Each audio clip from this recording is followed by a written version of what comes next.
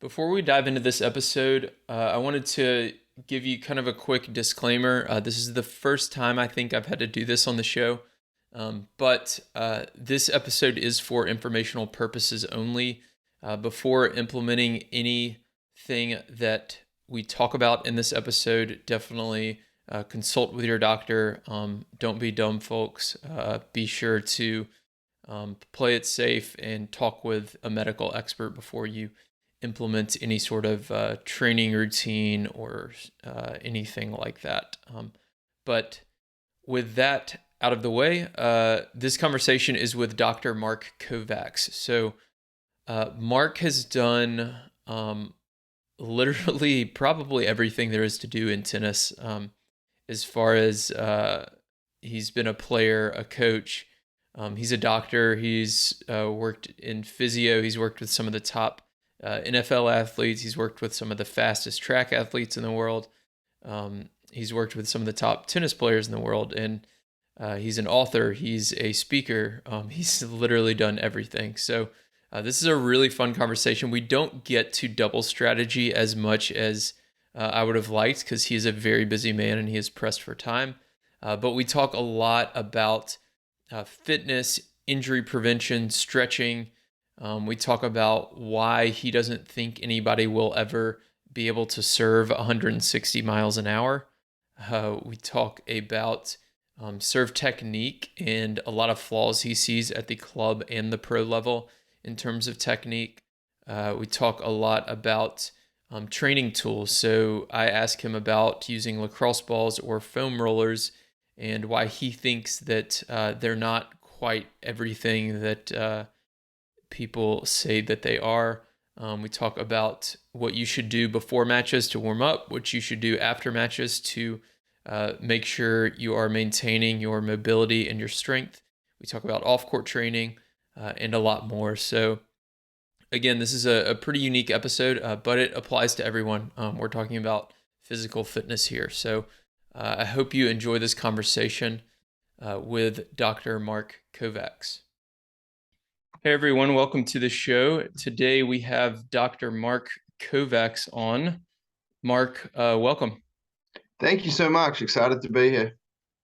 Yeah, I'm excited to have you. And yeah, when I was kind of refreshing myself on your background to prepare for this episode, I feel like more than any other episode, I didn't know where to start because it might be easier to describe all the things you don't do than the things you do because you seem to do everything. You're a doctor, a physio, a tennis coach, a tennis player. So I wanted to start with uh, what do you tell people if you're like at the grocery store or on an airplane and somebody says, "What do you do?" What do you tell people in that situation?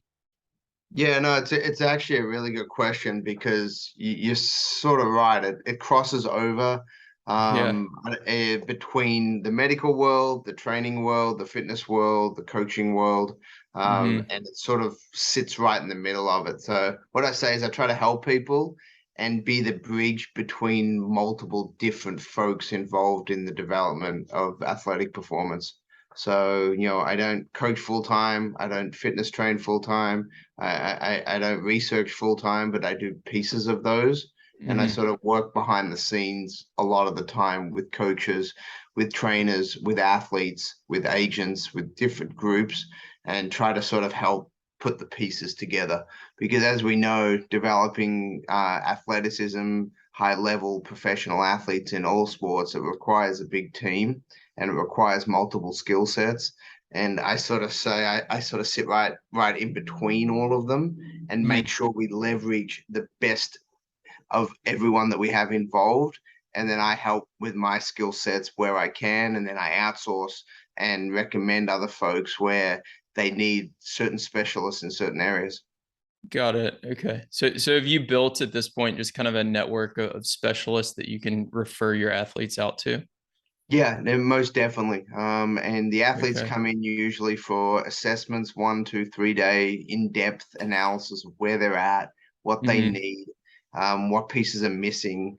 We evaluate technique, we evaluate blood work, genetics, training, get as much data and diagnostics as we can to understand where they are currently, and then figure out what are the pieces that need to be improved.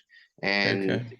it's really valuable and exciting for me because every athlete's different. I work across a few different sports, so I learned a lot in other sports outside of tennis and brought that information back to tennis. And Mm. then you just get to work with a lot of great people, great coaches, great agents, great players, and it's just really a nice way to sort of provide value where we can. Awesome. And are you working mostly with athletes at the professional level, or and if so, which sports?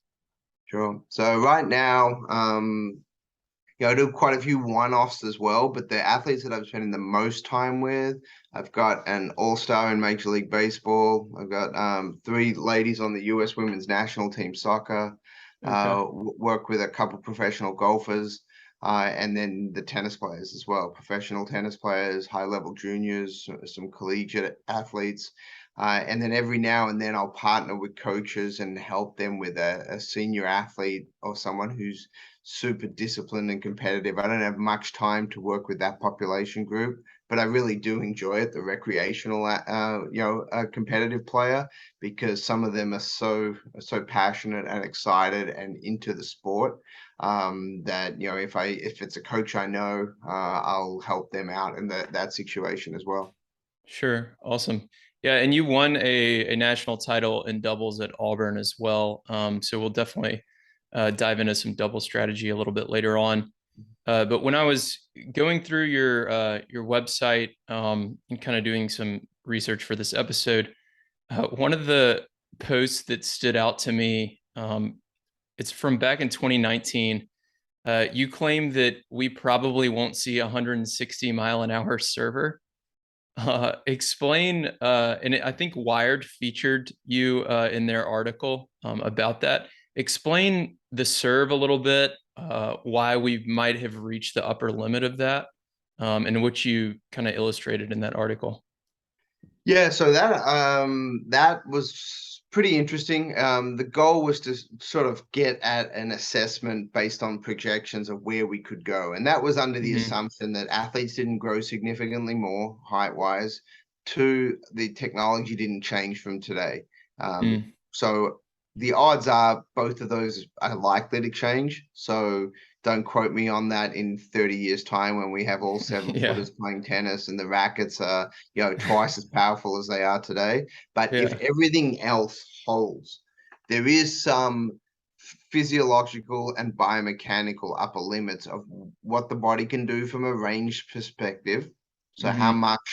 how much range of motion and mobility do we have from that perspective?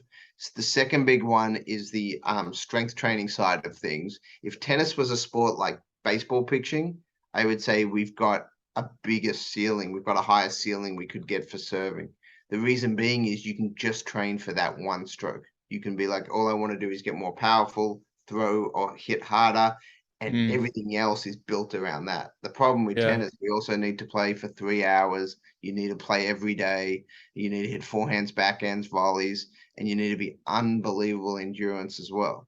So Yeah. to have all those other components, you can't, because if we added 20 or 30 pounds to John Isner, he would serve harder. There's no doubt Yeah. about that. But his body Okay. would break down running around the court.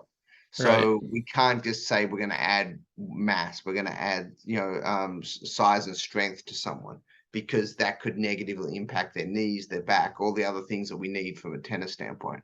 So Hmm. that's why we have sort of an upper projected limit on where that will go. But most servers, even at the professional level, are nowhere near optimizing their mechanics. It's Hmm. actually sad to see how many poor servers we have at the professional game, both on the men's and the women's side, Hmm. from a standpoint of consistent velocity of their upper limits, the ability to hit kick serves effectively, especially on the women's side, and then just general basic mechanical breakdowns that result in ab strains, lower back issues, shoulder problems, that many of those are preventable by just improving technique. Interesting. Who are some of the players who are doing it right? I mean, so you've got a lot of great servers. Obviously, on the women's side, you've got Serena that is got a great service motion. Ash Barty has a great service motion. Again, both Mm-hmm. those players are, one's fully retired and one's sort of playing here and there. Yeah. So Madison Keys has a really good motion most of the time. Okay. So you've got a few there. Sam Stosur, again, getting a little bit older, but great mechanics, great range of motion. Mm-hmm. So you've got a few there that are clearly, at the top of the game from that perspective. On the men's side, you've got John Isner, who's got phenomenal technique, Yeah. outstanding technique on his serve. Carlos Alcaraz has a great service motion. His serve is only going to get better and better and better. His coaches at a junior level did an outstanding job, especially coming from Spain, where a lot of the time serves aren't as prioritized historically as ground strokes. Mm-hmm. So it's great that he's coming aboard with such a good serve at such a young age. So you've got a lot of the players coming through are doing a better job. There's no doubt about that. Mm-hmm. Federer's serve motion is great as well. He's got great placement. He doesn't hit the serve potentially as hard as he could, partly because he's strategized accuracy. There's always a speed accuracy trade off. Right. And, he's taken 2, 3, 4, 5 miles an hour off his max serves to make sure that he places it more effectively. And he's one of the leaders in aces over the Mm-hmm. last 2 decades Yeah. without having one of the fastest serves on tour. So there's hope for everyone out there that may not have the biggest serve. He's still got a very good serve pace wise, but Sure. it's not in the top 10 or 20% of top servers from a speed perspective. Yeah. But you all know his data of aces and unreturnables and serve plus one winners, and Mm-hmm. so he sets up his game His next style based ball. on Yeah. placement. Right. What about uh as far as the pros and even players all the way down to the club level, uh you said you see a lot of biomechanical issues with their technique. Does that usually start kind of from the ground up? Is that how you like to think about it? And what are some of the most common issues you do see with the serve technique? If it's and you can categorize that by pro level versus club, or if it's the same, answer that however you'd like. Yeah, no, it's a great question, and I'm trained in sort of the scientific method. That's my background, so a lot of biomechanics and physiological training, and Mm-hmm. from that perspective, you've got to find the source of the problem or the source of the issue, not only go to the symptom. And unfortunately, tennis coaching historically, and we're talking 20, 30, 40 years ago, Mm-hmm. worked the reverse. We actually went from contact, coaches did typically, and work backwards. So what happens at contact, and then try to figure out stuff from there, Yeah. which is actually not the right way to do it. That's sort of a backwards looking model. Mm-hmm. Whereas a forwards looking model is, let's start at the beginning of the stroke, whether it's a serve or a ground stroke or whatever, but let's say it's a serve. You got to start at the beginning. How do they load? And we have an 8-stage model that we evaluate the serve under, and stage 3 is lower body loading. And there's a precise point in every person's serve when you have utilized or maximized your lower body load, and you start to shift from loading or storing of energy in the lower body to starting to release that energy. And there's Mm-hmm. a specific moment in time where that shifts, and the best servers optimize that position. The poor servers don't get into that position effectively. And if you don't get that position right, and that's pretty early, that's the knee bend, the trophy type position. Yeah. If you don't get into that position right, it doesn't matter what you do the rest of the serve. You're never going to maximize your serve. You can still make decent contact. You'll still have a serve that can generate some pace, but it's Mm-hmm. going to come from the wrong area, and it's not going to be as optimized as you would like. So we definitely always start from the ground up, like you mentioned, Mm-hmm. because that's where we get all our power from. Ground reaction forces are Mm-hmm. what is the only way we can produce a lot of power, a lot of force into the ball. But we have to Mm-hmm. drive down to drive up. And Yeah. we talk a lot about for every reaction, we have an equal and opposite reaction, basic high school physics that everyone's probably heard. But Sure. in tennis, not enough people take that into account when we're hitting ground strokes or when we're serving. If you want to go up and out into the court, which is the ideal way to do it in serving, you have Mm-hmm. to store your energy back and down in a reverse direction. And most people don't do that. Most people either squat straight down, and then when they come up, they have to over rotate early and collapse and do all these things that we see at contact with poor servers. And it's a Mm-hmm. real easy fix if you know where the problem is. If you don't know where the problem is, like everything else, it's really hard to fix it. So Right. we see the same issues at the recreational level as well as the professional level. The thing at the recreational level is we see a lot more fundamental flaws at the beginning of the motion. So Mm. most of the pros start okay, and then there's little issues that happen as the serve gets closer to contact that they start breaking down. So you don't get this complete breakdown. There's Mm-hmm. no real pro that completely breaks down on the serve. They're just inefficient. Whereas at the Yeah. rec level, we could have a grip issue. If you're using a forehand grip instead of a continental or a weak forehand grip, you're going to Mm-hmm. really struggle to get in the right positions. Doesn't matter what you do. If you don't jump, for example, there's many recreational players that serve and don't jump. We have a slightly different model from a body position. It's the same, but how we drive through the back leg and how we come out of it slightly different.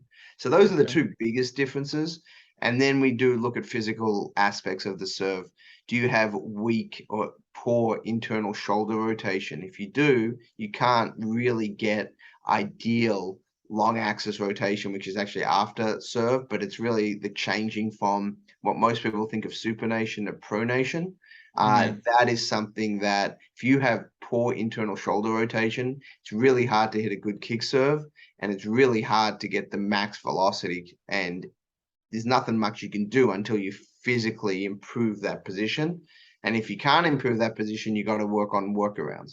We look at the same thing with thoracic mobility, and that's the top part of the spine. If you don't Mm-hmm. have good range there, it's really hard to get into the positions that the pros get into. So I always Got talk it. when I'm speaking with some of these older players that really want to have a good kick serve or they're working on hitting harder serves. Like Mm-hmm. you realize we can get you to a certain level, but unless you physically improve your body, you're not going to be able to hit serves like Federer or Serena. You have Yeah. to be able to get into certain positions. They can get into those positions. Some of these older players that have had surgeries or long-term injuries or something like that, they really have to realize there are some limitations to their upper limit. That doesn't mean they can't significantly improve, and they actually get the biggest excitement out of improving their serve speed by 3 or 4 miles an hour just by Yeah. loading. Right. That makes sense. And I think yeah, I think those 8 positions, I think Warren Pretorius has some of those images. I'll be sure to link to that in the show notes. I know you've used some of those as well, the images of Federer kind of loading, accelerating. So I'll link to that so people Yeah, that can would be great. We've worked closely with Warren for many years, and mhm, it's being utilized a lot in the education or the teaching of the serve now, which has been good because we did a research paper on this probably about 12 years ago now, mhm, and it was really just trying to standardize the understanding of where the power comes from, where you need to load, how to load effectively, and how to release the load.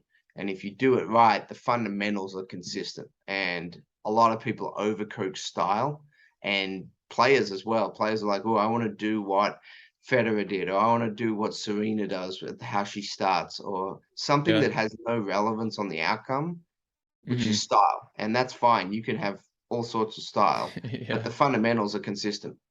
right. Yeah, it makes perfect sense. So I want to dial it back real quick. Tell us, what's your story? How did you get started in tennis? Obviously, you went to med school and became a doctor at some point. So uh, take it back to the beginning. What's your story as far as Yeah, tennis so goes? where I started, I mean, I started playing tennis like a lot of people when I was really young. I played 4 different sports growing up. I played basketball, cricket, Australian rules football, soccer when I was real young, and tennis. Mm-hmm. Growing up in Australia, so Australian rules football and cricket aren't that popular in the US, but everywhere else, it's pretty Yeah. big sport. And so got reasonably good at tennis pretty young, so Where in gravitated more Australia towards did you that. grow up? Yeah, I grew up in Melbourne, so I actually grew Okay. up about 10 or 15 minutes from the Australian Open. So that Got was it. fortunate as well to be around a Grand Slam tournament every summer. You would get to watch it. I actually ball boyed for some Davis Cup ties at Kooyong when they still played professional tennis at Kooyong. So Nice. I was lucky enough to be around good players and good coaches from a pretty young age. My Mm-hmm. dad played, and the reason I played was because he played league matches on the weekend and he would take me to the courts and I'd run around and there was no babysitting. You just sort of run around the Yeah. outside of the courts for a few hours, wait till they finish, and then him or someone else on the team would be nice enough to hit with me for like 20 minutes at the end, and that's sort of Mm-hmm. how I learned. And then played national tournaments. Grew up around the same time as Leighton Hewitt. We played our first match together at the 10 and under nationals at the time. I think I was 9, he was 8. Okay. And we played about 20 times or so throughout our junior career. So was Nice. was doing reasonably well. Played the ITF juniors, played the US Open juniors, Australian Open juniors. Played doubles with Andy Roddick at the US Open Juniors. So was Mm-hmm. around a lot of good players. Marty Fish was involved at that time as well. And there was a lot of other, that was Federer's era. So Federer was in the tournament. You had, Nell Bandy and a ton of good players that you were always around. Yeah. So you saw it, and I was not obviously at their level, but I was top 50 in the world. So you got to play with them all. They would beat up on me pretty good, but it was still, Yeah. you thought you always had a chance. And at that point, you didn't know who they were. They were Right. like, they were just like you're the guy that you needed to beat across the net. You didn't Yeah. realize you were going to be up against some of the best players of all time, number ones in the world Hall of Famers. Yeah. They were literally your peers. So that was neat. And then went to college. Thought I was going to be there 6 months. 20 something years later, I'm still around in the US. I thought I was going to just go for a short period of time. Was fortunate to win an NCAA title in doubles. Played really shortly professionally. I had Mm-hmm. actually was having shoulder problems my freshman year in college. Mm-hmm. And back then they really didn't have great diagnostics. And also, I was at a big football school, and tennis was not a high priority on any of the medical folks' radar. So I was misdiagnosed for a couple of years. It was sort of like, hey, you got this kind of tendonitis, nondescript diagnosis. Just Yeah. ice it, stretch it, strengthen it a little bit, and just suck it up, type of thing. And basically did that for nearly 3 years. That's great And advice. yeah. So, I mean, but that was pretty common back then because they didn't fully know what was going on. Right. And I had a bit of a unique situation. I had a nerve that split, so nerve defrayed, Oh subscap nerve wow. defrayed, which resulted in over time. This didn't happen all overnight. It was a multi-year issue. Mm-hmm. And then you had a labral tear, which is a typical shoulder kind of rotator cuff type environment as well. So the labrum tore. You had one of the rotator cuff muscles tore, and then you had a bicep tendon tear. So yeah, you didn't have just one thing.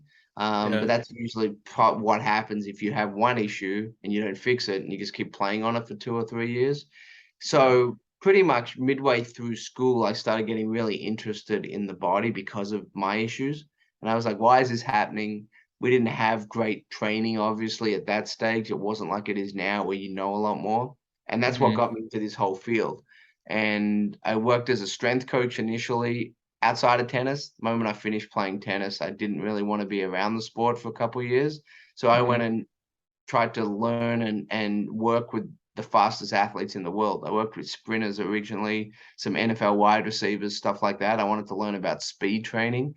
So that was great. I got to spend time with NFL combine prep, some of the fastest sprinters in the world, learned from 4 or 5 of the best sprint coaches, went through all the USA track and field sprint education camps and things like that. And that Mm-hmm. was really helpful because that really introduced the physics of movement. Before that, I didn't know much about the biomechanics of movement. No one in tennis ever talked about that stuff. Mm-hmm. So you really understood every step matters, joint angles matter, loading matters, all this stuff really matters. It makes a big difference. And in those sports, that's huge. Tennis has so many variables that you can't always say one thing's going to make all the difference. Whereas Yeah. in a 100-meter sprint, one thing can make all the difference between you winning and losing. So Mm-hmm. that was pretty neat. And then got pulled back a little bit into tennis, and really then wanted to understand the why a bit more. So I went back to school, did my master's and did my PhD Mm-hmm. in physiology with a lot of biomechanics involved in it, and thought I was going to be an academic researcher. Really loved the research process, developing research studies, testing theories, getting knowledge, things like that. But pretty early on, I spent about 6 months full time as a professor in an academic environment. And I really missed the coaching side and the training side and working with athletes and coaches in the field. And Mm-hmm. back then, you couldn't really do both. Now it's a few more people are doing both. But back then, it was like you were either a coach or you were a researcher. You didn't really get that crossover. Right. And then I had an opportunity to work with the USTA. They were moving to Boca Raton to set up their player development department there. They were moving from Key Biscayne, and they were going to house some of the best young athletes in the country. And they Mm-hmm. wanted to have someone sort of head up sports science for that purpose. And I was fortunate enough to be considered, get that position, and I was there for about 6 years, and we had all the guys and girls that you basically see on TV now. Yeah, that Yeah. was Riley Opelka, Tommy Paul, Francis Tiafoe, Taylor Fritz group. They were down there. Some of them lived there full time, and Mm-hmm. some of them were down there about a third of the year for camps and training and stuff like that. Madison Keys was down there. Sloane Stevens was down there. It was pretty cool to have that many good players all basically living together, training together, being around because they Mm-hmm. feed off each other. You see who's got the athleticism, you see who's dropping back a little bit, you see who's technically breaking down. So it's a really good environment when you get that many good players all together. Yeah. So that was the tennis side. That was sort of how I got into the tennis world and things like that. Nice. Yeah, that sounds like a lot of fun. So I want to talk about general kind of fitness and injury prevention. And let's set aside like the pro level stuff because most people listening are probably not professional athletes. Uh, but I know you've got a lot of great content on your website. A couple several courses, including the bulletproof arm and the bulletproof hip, which I haven't taken, but they look amazing, and I think I probably should take those. Um, but talk a little bit about for the club level player. Um, how should we be getting our body ready for a match? How should we be thinking about off court training? Things like that, with keeping in mind that these are people who have another full-time profession. Yeah, no, I totally understand. I do probably about two camps a year where I work with sort of that group of player. It's usually a Hmm. 3.0 to a 4.5 level player Yeah. that is super passionate about the sport. They want to get better. They want to continue to improve. But like you said, they have either, a full-time job, or they don't necessarily have 5, 6 hours a day to train and compete. So you Right. have to be strategic and smart and efficient in how you do your off-court training.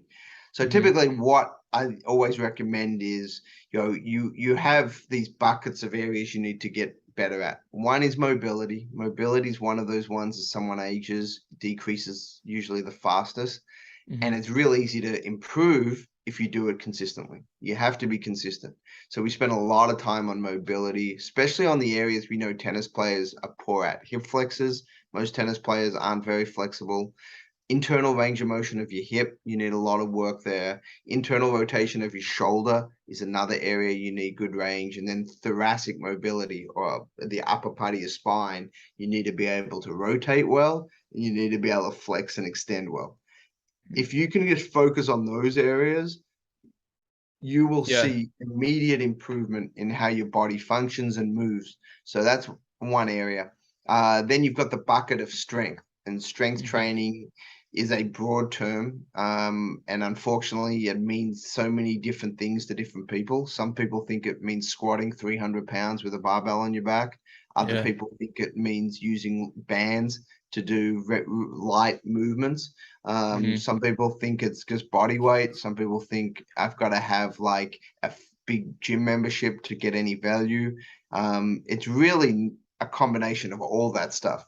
You want to Yeah. be doing some heavy lifting, because as athletes age, they lose muscle mass. It's called sarcopenia, loss of muscle mass. And usually you get about a 10% reduction every decade after 40 in muscle mass. Mm-hmm. So you can reverse that very easily with heavy strength training. And when we say heavy, we mean relatively heavy to you. Doesn't mean that you're Sure. doing 1 rep maxes or something like that. You usually, but you are doing like 6 or 8 reps with a pretty heavy weight. If you're doing a Mm-hmm. set of 6, you probably don't want to do weight that you could do for 8 reps or more. So if you're saying you're going to do a set of 6, it should be pretty close to a 6 or a 7 or an 8 rep max. That Okay. type of idea. So you're within like a couple of reps of failure. Exactly. And most Okay. people don't do that. Most people, they'll do 6 reps, but they can probably do 12. Yeah. So that's the heavy strength piece of it. And you can't do Okay. many exercises like that. You may do 1 or 2 movements like that for 3 sets of 6. And then you'll do a lot of other movements that is more muscular endurance, meaning that you'll do reps of 12 to 20, where you're trying to make sure that the muscles can function over a repeated amount of time with some load. Mm-hmm. So we sort of break our programming up that way. Then we want to do loading for joint health. Like the research has changed a lot in the past. It used to be thought of, hey, lifting weights can hurt the joints. And if you go too heavy and you go too deep for certain movements, it potentially can. But Sure. if you've got tendon problems, if you've got knee problems, if you've got hip type stuff and it's not structural, meaning that you don't need a surgery, but you've just got pain, Mm-hmm. actually loading those areas in a very controlled, lower range of motion way actually helps you feel better. It reduces pain, it strengthens the area and things like that. So the data is really good. And many of them are either eccentrically loaded movements, which is force or tension under a lengthening environment, or isometric movements, which is, think about a wall sit. If you sit on the wall Mm-hmm. like a traditional wall sit, that's an isometric movement. The joint angles aren't moving, so you're not putting strain on the joints from a movement standpoint, but you're loading the area in a controlled way. And there's a lot of Okay. different isometric movements you can do. So that's this sort of strength bucket. So we've got mobility, strength. Then we need some endurance, obviously. Don't just Mm-hmm. play tennis to get in shape. We always say, do you play tennis to Yeah. get in shape, or do you get in shape to play tennis? You need both. Tennis is a Mm-hmm. great workout, so you do get in good shape by playing. But if you're playing competitively, and when I say that, it's at least twice a week, or more, you got to do some off-court training. You've got to do, and as you get older, you may not want to do a lot of impact. So pull work is really good. Bike is very good. Some of these things, ellipticals, things that unload you a little bit, so you're not pounding and just going running. And normally, Mm-hmm. what I recommend from all tennis players is intermittent interval work. Meaning, don't just Okay. go run on a treadmill for 3 miles or go cycle for 45 minutes straight at the same cadence. Go up and down. We know from playing tennis, your heart rate goes through peaks and valleys in a match. Mm-hmm. You go to 170 or 160 during a point, and then it drops to 120 or 130 in between points. Yeah. That's how you should train with your off court in tennis. I call it tennis specific endurance training, and it's specifically getting heart rate up above, say, a 150, 160, 170 range for most people, somewhere in that ballpark. And then it drops to 110 to 130, and then you go again. So we base a lot of our training on heart rate if you have access to a heart rate monitor, which most people sort of do now. It's not expensive, it's just whether you know how to use it. And Mm-hmm. then the second piece, if you don't, we just work our work to rest ratios like tennis. So if you're on the bike, we do minute intervals, but you do say 20 seconds of work, 40 seconds of rest. That's Okay. So real simple for people to figure out. That's a 1-to-2 work to rest ratio. For every 1 second of work, you do 2 seconds of rest. And So 20 that seconds. 40 seconds of rest, you're still biking, but you're just not going as hard. Is that Yeah, right? so you've got two Okay. options. One is you can stop completely, like just Okay. take your feet off the pedals and just chill, or you can Hmm. then what we will do is we'll either reduce the resistance to zero if it's a resistance-based bike, and then you'll reduce the resistance to zero and your legs sort of spin, but you're not doing much. Yeah. So exactly. Okay. And we have a whole series of protocols we utilize with players at all levels. It could be 30 seconds on, 30 seconds off. It could be 10 seconds on, 50 seconds off with more Yeah. resistance. But 1 minute intervals, so you can make it easy for you to think about, works really well. So that's the Yeah. tennis endurance piece of it. And then you've got the whole bucket of either prehab or injury prevention. That's all those smaller muscles, all the specific things that we do for the shoulder, the core, the hip, the ankle, that we try to make sure the lower back that we target specifically. And that's usually a daily or every second day routine. And it varies from day to day. But if you do that as a recreationally competitive player, you're going to really give yourself the best chance of success on the tennis court because you've hit all the major drivers physically that you need to be good at. Yeah. Okay. Awesome. So what do you think about how do some of the, and you mentioned some of these already, but how do training tools play a role in this? You talked about using like a bike or an elliptical. Um, I'm asking this kind of selfishly because I've got like 6 different types of resistance bands that I use. I have a lacrosse ball here right now, a foam roller in the other room, stuff like that. So how do you use training tools as part of the protocol? Yeah, so we have an institute in Atlanta where we work with our pro athletes, and we have tons of toys, Hmm. and we work with a lot of different companies for testing them for their purposes, in-house research. So we have technology-based tools, we have light therapy, we have vibration training devices, we have artificial intelligence strength training equipment, which is like pretty futuristic, where it actually Wow. changes the resistance during the rep. So you can Okay. increase and decrease the resistance per rep. So we do a lot of that stuff where we use technology, Yeah. trying to be innovative, learning from what's out there, and also giving critical feedback to these companies about this doesn't work the way it should, or you need to change the force vectors here, or you need to change the angle of attack, or this or that.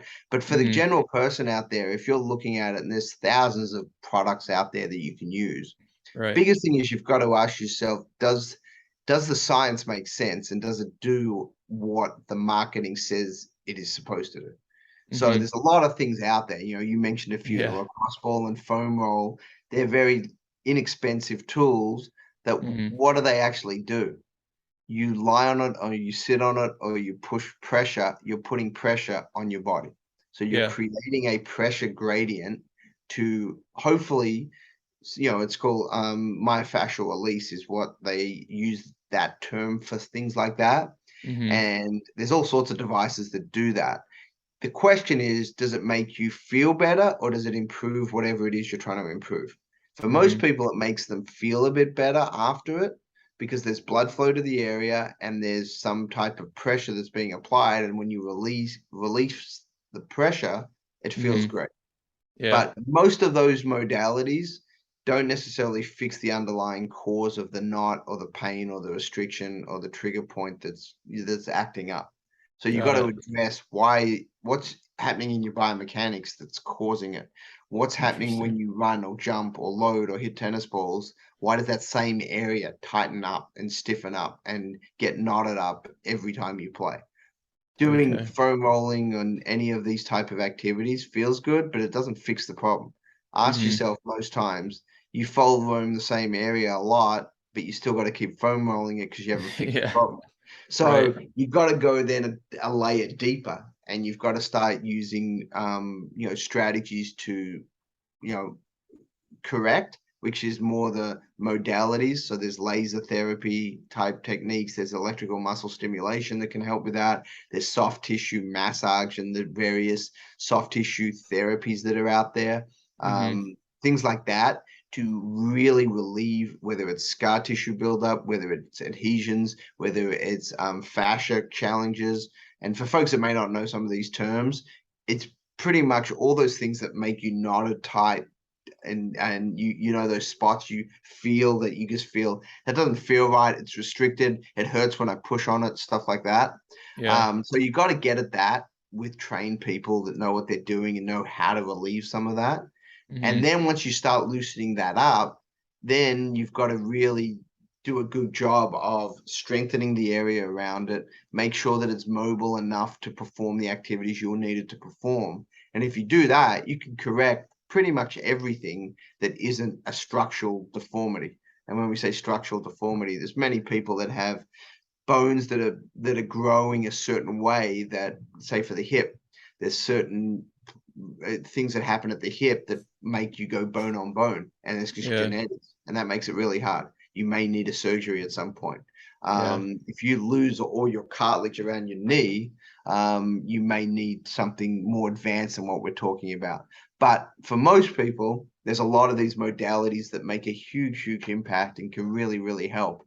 We also spend a lot of time on recovery, meaning that passive and active recovery techniques. There's a lot of things out there now, and nearly all of them have to do with blood flow, increasing Mm-hmm. blood flow to the area. I talk a lot about the Mm. concept of what you're trying to do after activity is to move stagnant blood or deoxygenated blood that's lacking in oxygen from an area, let's say the calf.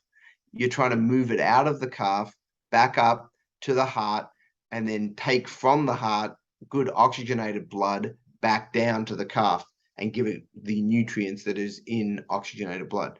And the Mm-hmm. more you can do that process, the more consistent that process can be, the quicker you're going to usually heal if there's a minor issue that's going on, and the better people feel. So Mm-hmm. there's a few different ways to get at that. One is through temperature gradient changes. So the simplest way is jump in the shower, put it on as hot as you can handle, without burning yourself, obviously, but go Yeah. make it as hot as you can handle. And then do that for about a minute. And then put the temperature on as cold as it can be. So turn the hot water off and put the cold water on, and do that for a minute. And just go back and forth, minute on, minute off, Hmm. hot, colds, hot, colds, hot, So colds. this is for after a match, for example? After a Okay. match at night before you go to bed, Yeah. it's just really good, because what it does is the hot water vasodilates the blood. You've got, the capillaries, it Mm-hmm. expands it, so it moves it through a little quicker. And then Mm-hmm. when you cool it off really fast and you kind of feel cold, you vasoconstrict. So Mm. what that does is it increases and decreases the vessels Yeah. moving the blood through, and it's a pumping mechanism, so it increases that pumping capacity. That's a Interesting. temperature-based gradient. Mm-hmm. Whereas you also have a pressure-based gradient, or air. And think about those recovery boots. They're becoming pretty popular now. There's Yeah. Normatex, there's recovery boots, there's Rapid Reboot. There's 5 or 6 different companies that make a similar product. Mm-hmm. And you wear the boots on your legs, or you can do this, some that are made for the arms as well. And they're based on the exact same principle as we just talked about, vasoconstriction, vasodilation, but they do it based on air and pressure. So it Mm-hmm. squeezes really tight for a certain number of seconds, and then it releases completely. So you get this blood that pumps in and out, in and out, in and out. So that's a air or a pressure gradient. Then we also have electrical muscle stimulation, which is units that we use a lot for travel purposes on planes and in cars, because you can have it for multiple hours, and you just get a constant, if you get the right equipment, non-fatiguing pulsing action, which just constantly keeps that muscle moving without fatiguing. So it contracts, but it's at a very low frequency. So it's just enough to contract, but not enough to wear it out or get it tired. And then what that does, that just keeps blood moving. It just keeps it going through that area. And that's really good post-surgery. It's really good if you've got, let's say you got hit by something, or you fell and you bruised up, really good for stuff like that, or just your daily activities and you just want to recover faster. So those are the big 3 or 4 kind of recovery strategies that are easily accessible, and they're all Mm-hmm. based somewhat on a similar concept of increasing blood flow. And then light therapy is the sort of fourth big one, which is becoming very popular for certain things. So we sort Mm-hmm. of incorporate all that with our athletes, try to make sure that we're giving them the best chance of success on the recovery side. Okay. And then where does, like, for your average club player after a match, where does stretching fall into this? Should they be stretching after a match? And if so, like, what type of stretching should they be doing? Yeah, it's a really, really good question. And stretching is interesting because stretching, like strength training, means so many different things to so many different people. Mm-hmm. So when you're talking stretching, you have your broad buckets. You've got static stretching, which is usually touch your toes, hold it for 30 seconds, that type of stretch. And then you Mm-hmm. have dynamic stretching, which is more, let's stretch through a full range of motion while we're loading the muscle and the joint. So Mm-hmm. you're actively doing it, and your heart rate's higher, and you're moving through fuller ranges of motion. For most people, that dynamic stretching should happen before they play. Get the muscles warm, load the joints and the tendons, get the athlete to feel a little pressure or force going through the body, which is really good to prepare them. Post match, stretching is really important to try to bring back range of motion that was lost during play. For Mm-hmm. example, we did a couple studies on junior players and professional players looking at internal shoulder rotation after they play a 3-set match. And the internal shoulder range is actually decreased between about 7 to 10% after a 3-hour match, just Hmm. by serving and hitting So forehands you're predominantly. doing this. So does that Mhm. mean they like can't go as far this way? Correct. They can't get, so if this is their normal range before they start the max, let's say it's a 90-degree range, Yeah. so 0, 90, Yeah.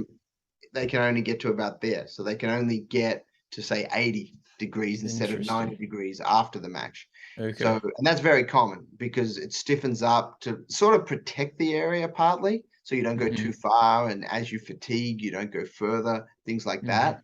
So it's not a negative by itself that you're tightening up while you're playing. That's Sure. somewhat of a protective mechanism for the joint. The problem becomes if that happens every day and you never do anything to reverse it over the course of a year, you actually lose that for good. That comes back after 24 hours. You don't lose 10% for life. You lose Right. it short term. And then most of it comes back after a day or two. That's why Yeah. baseball pitchers typically take 5 days off, is for that real reason. They got to Hmm. wait till that recovers and that gets back.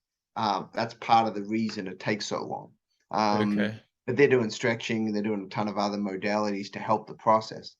But in general, doing some form of stretching on the areas that tighten up is really valuable to get the range back. Doesn't mean that it's going to help you necessarily, speed up, that recovery process completely, Mm-hmm. because there's other factors that are going on. There's muscle damage, micro tears. Okay. There's a little bit of lactate buildup that you've got to clear out. That happens over the course of an hour or so. So just so people know, lactate isn't really the reason you get sore the next day. It's Mm-hmm. mainly the micro tears to the muscle, the damage, and that's usually caused by unaccustomed eccentric exercise, which just means unaccustomed, you're not used to it. And eccentric is the loading aspect. So when you're playing tennis, every time you slide into a forehand or every time you push hard into the ground to stop before you hit a ground stroke, that ground contact is a form of an eccentric load. And your Mm-hmm. body's just not used to doing that a lot of the time with those forces in those positions. That's why you feel sore after you play. Okay. Awesome. So I've got a lot more questions on that topic. So maybe we do a part two at some point. But I do want to dive into doubles strategy a little bit. Um, so let's talk about working with your doubles partner. So I watched yesterday and today, I watched your webinar with Jorge Capistani. which was a great doubles webinar. And one thing that you said that stood out to me was getting in the mind of your partner is a huge skill. So talk a little bit about what that means and how that relates to doubles and working with your partner. Yeah, to me, that's probably the biggest challenge that you have at the recreational level. The pros have it as Mm, well. That's why they jump around partners so much. But okay.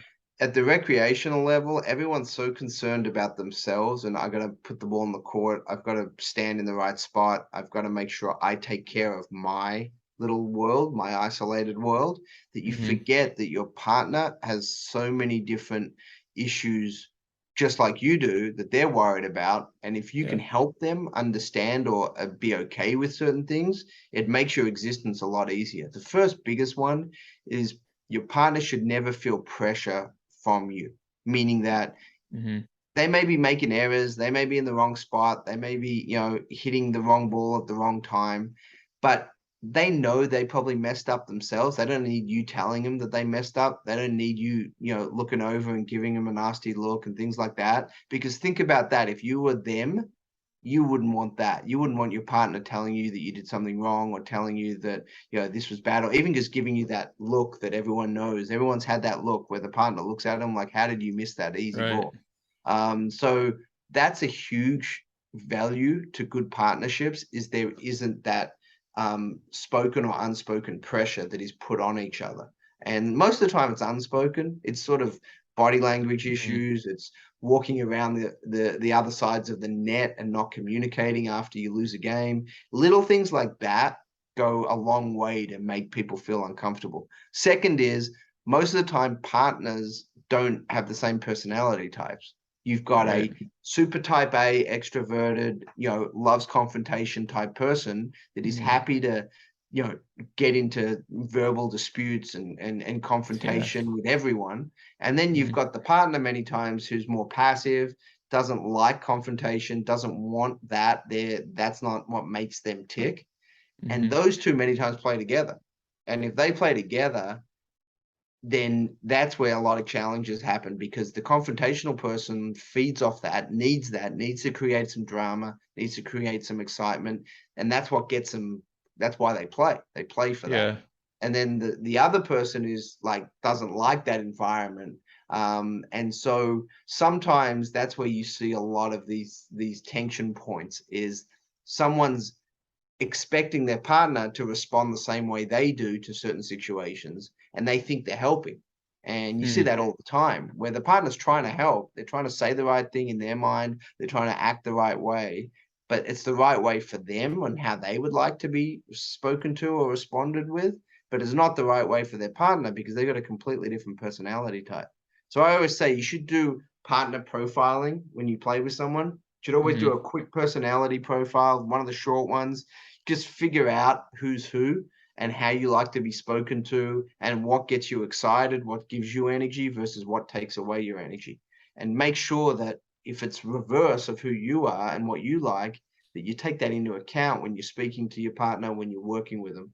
Because the X's and O's of where to stand and how to hit and strategy and all that, yeah, Hmm. there's some pretty finite, pretty consistent rules, especially at the recreational level, that's going to give you the best chance of success percentage wise.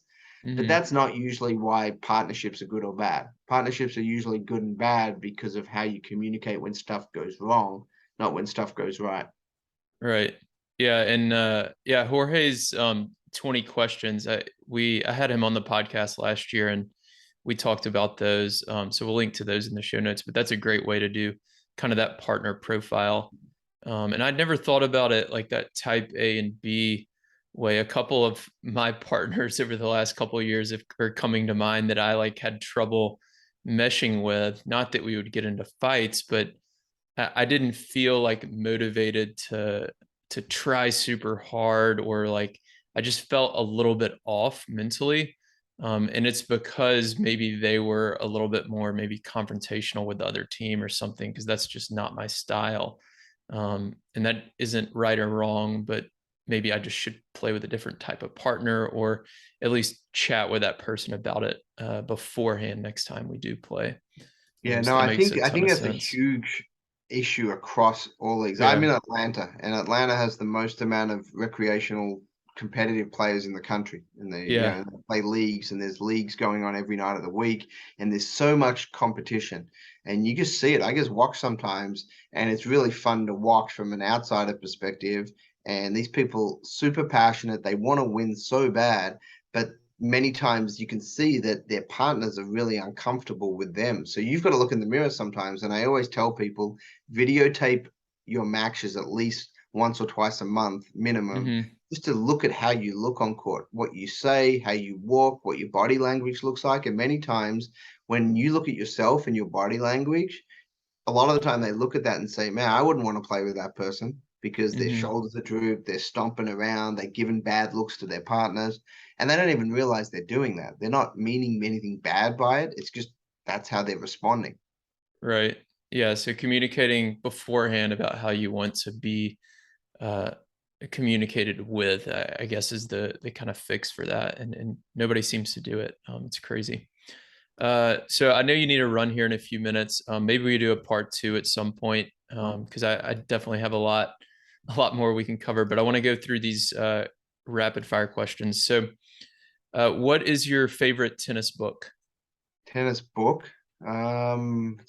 It's actually a really good question. I got a lot of like old school books. So I got this book of Don Budge. I think it's on my shelf. It was on my shelf at one point. I don't know if I can see it right now, but it's like from the 1930s. It was an Yeah. instructional book, Hmm. and 90% of it's still valid today. So that's kind of cool. And then we've got a ton of medical books. I've written 6 books, so I probably should pitch my books and say they're unbelievable. They're the best. But some of the old time books are actually really well done. So I would definitely look at some of the older ones as well as some of the newer ones. Cool.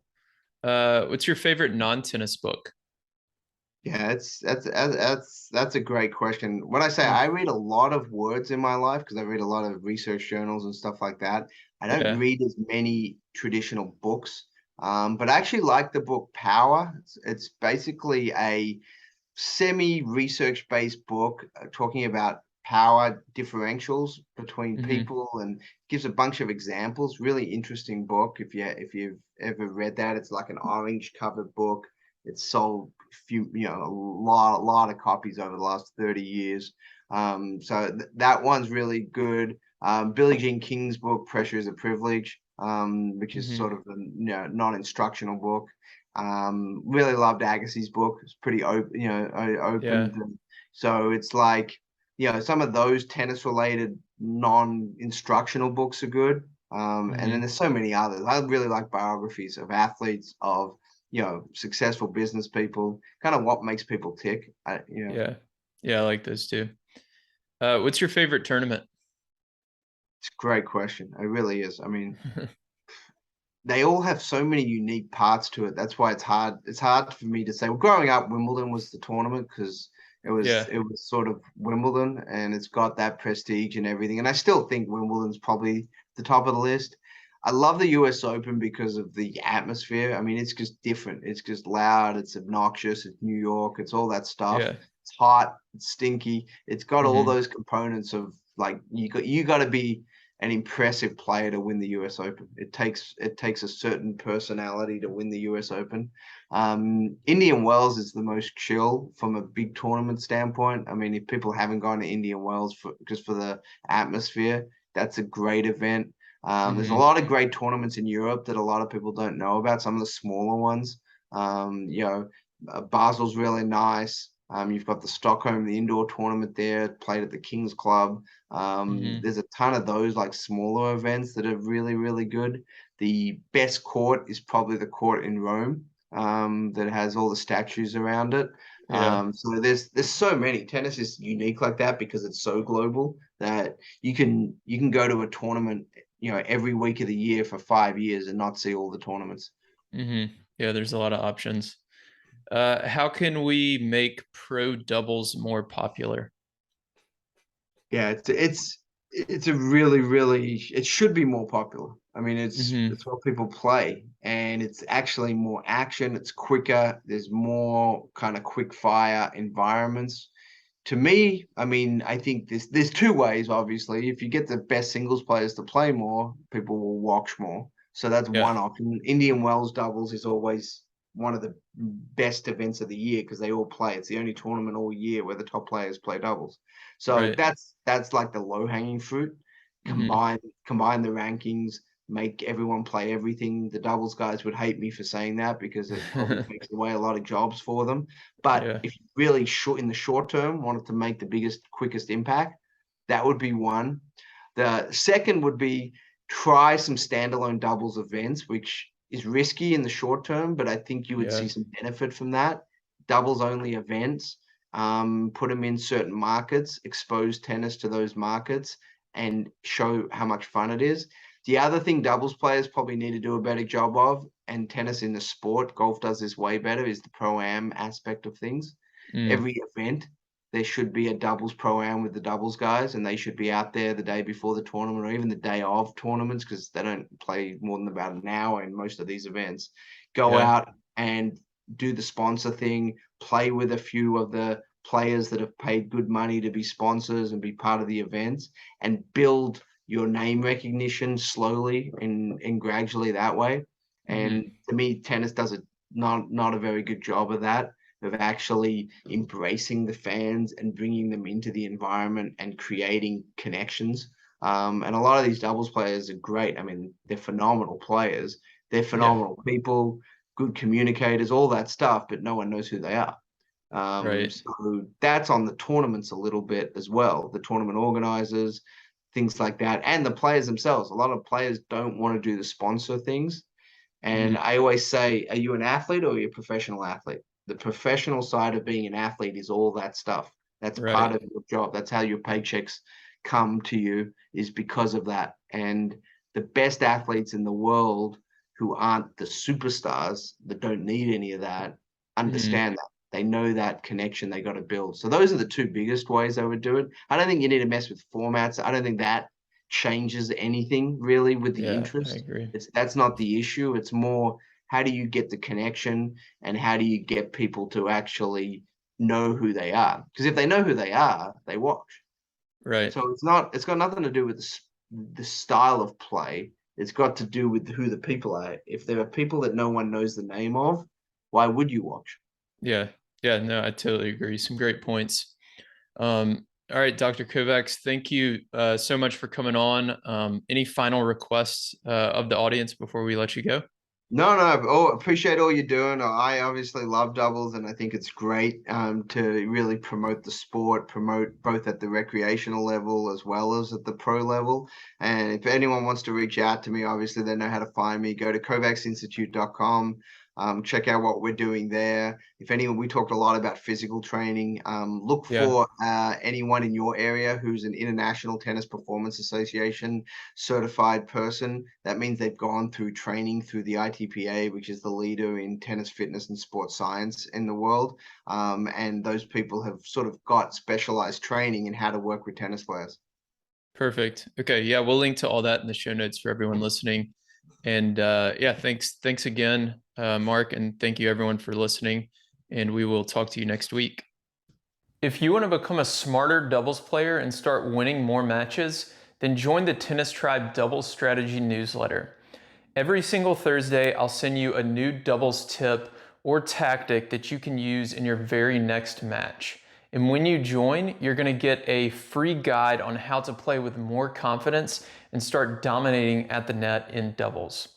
My name's Will. I'm the founder of the Tennis Tribe, and over the last 5 years, I've worked with players at every level of the game, from USTA 3.0 players all the way to Division I college programs, as well as some of the top 10 doubles players in the world. And on Thursdays, with this strategy newsletter, I share that knowledge and advice that I've gained over the years with you. So to sign up, you can go to thetennistribe.com. And again, you'll get that free net play guide when you join.